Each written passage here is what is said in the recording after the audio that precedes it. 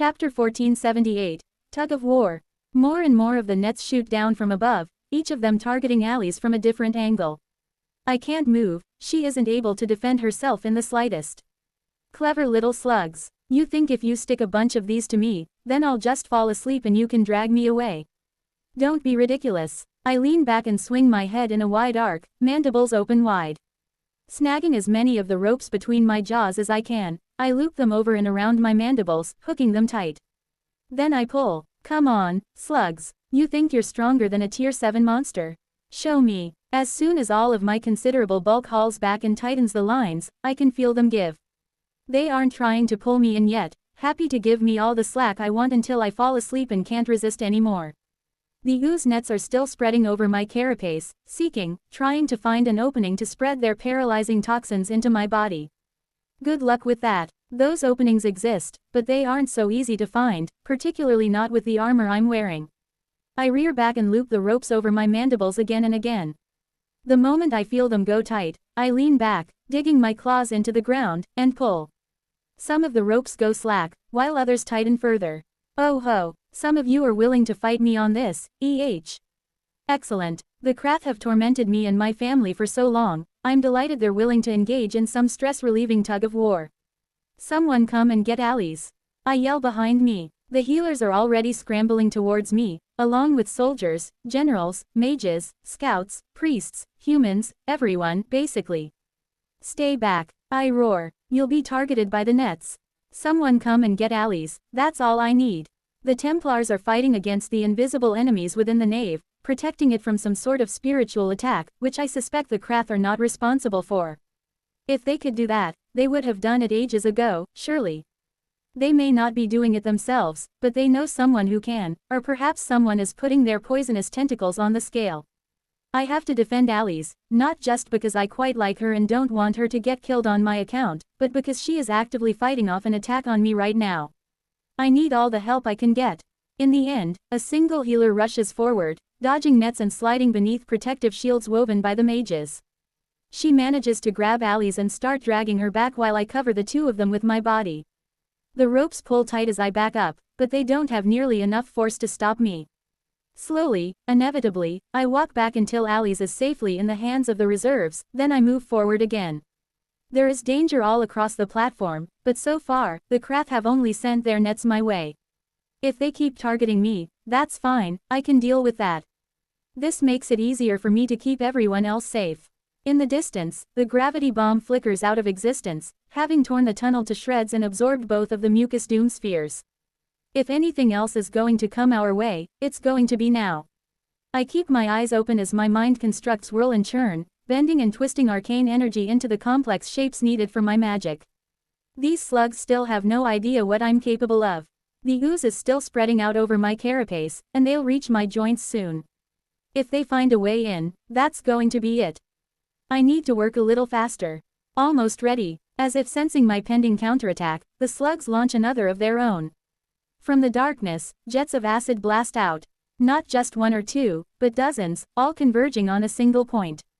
I curse, body moving before my brain even has time to process. I pull back onto my hind legs, exposing the underside of my carapace and letting the acid hit me in the chest, directing the spray down and away from the massed ranks behind me. Damn these Krath, they know exactly what they're doing. That much acid would eat through any hastily erected shields in an instant. And they aren't targeting me, they're targeting anyone close enough for me to save. It's certain now, they're here for me. The acid burns, as acids tend to do. My carapace is unfathomably dense, formed of diamond compressed by levels of gravity I can't even comprehend.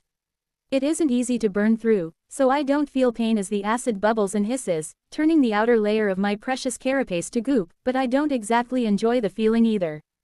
Alright then, you lousy slugs. Let's see if you like a taste of this. Mind straining to the edge of breaking, I unleash my spell and empower it with the remaining energy in the altar.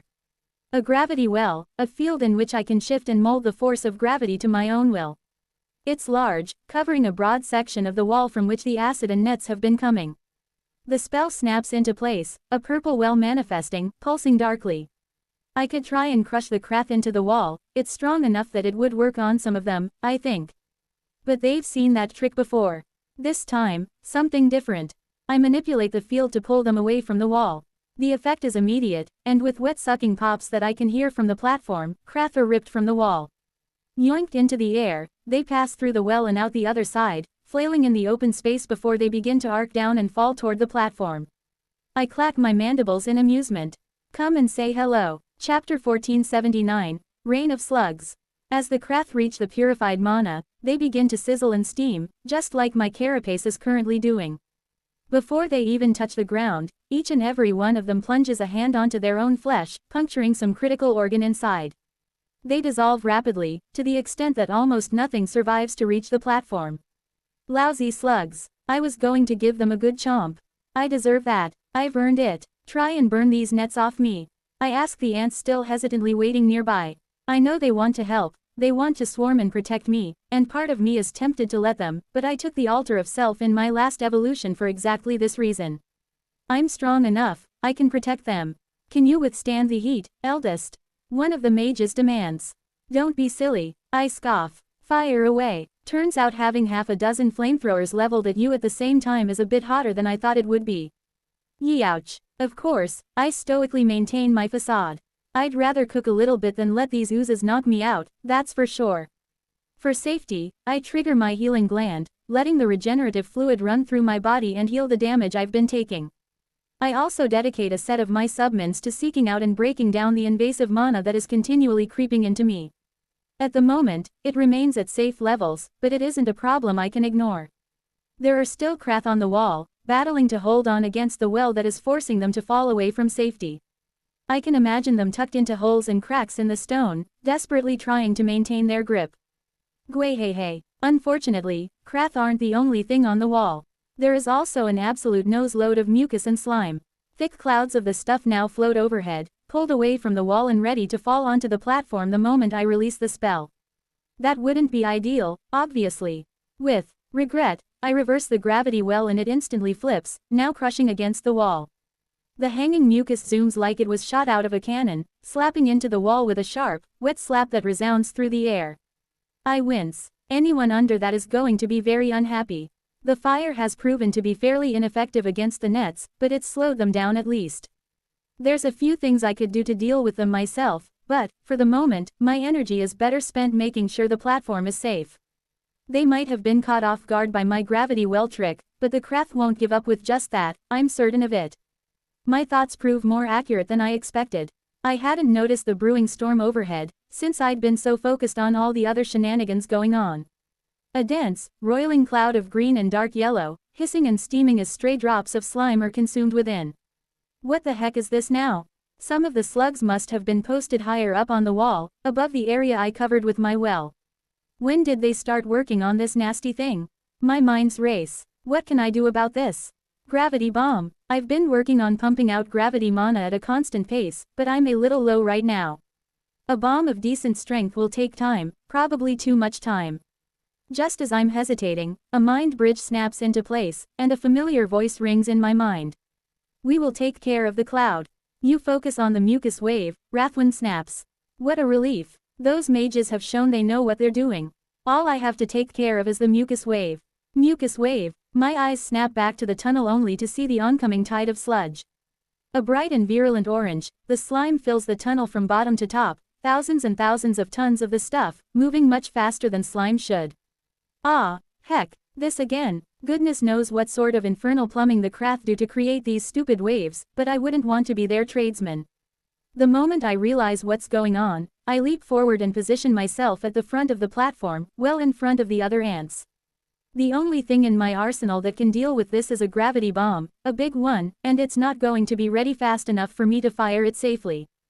Get back, I yell to the others as they rush forward. I'm launching a spell. It's going to be dangerous. They know exactly what that means. My minds are already churning, forcing mana out of my core and into the gravitational construct. With all the gravity magic I've been doing, my mana gland has restored a decent amount already, and I pull that out too. I need every last drop for this one. The wall of toxic sludge races towards me much faster than I'm comfortable with. My brains are screaming in my head, straining to the point I fear I'll burst something. The mana has to move faster. The tidal wave of sludge looms over me. I open my mandibles, and I let the spell rip. The energy within the altar drains to nothing. The air starts to scream.